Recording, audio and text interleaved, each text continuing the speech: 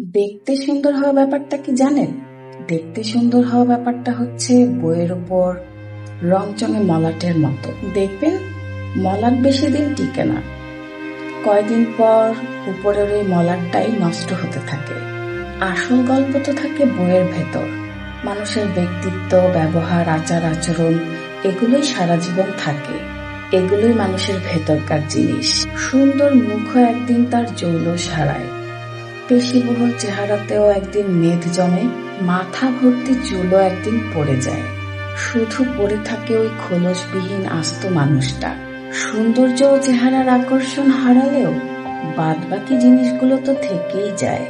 আকর্ষণীয় চেহারা দিয়ে যদি কোনো মানুষকে আজীবন বেঁধে রাখার কথা ভাবেন, জানবেন আপনার ভাবনাটাই ভুল।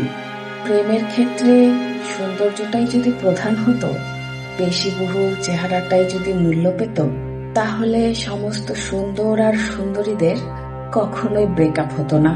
এমন কত মানুষ আছে যারা নিজেরা অসুন্দর হয়েও, কুৎসিত কদাকার হয়েও অতীব সুন্দর সুন্দরীদের জীবনে পাওয়ার পরেও তীব্রভাবে ইগনোর করতে শুরু করে।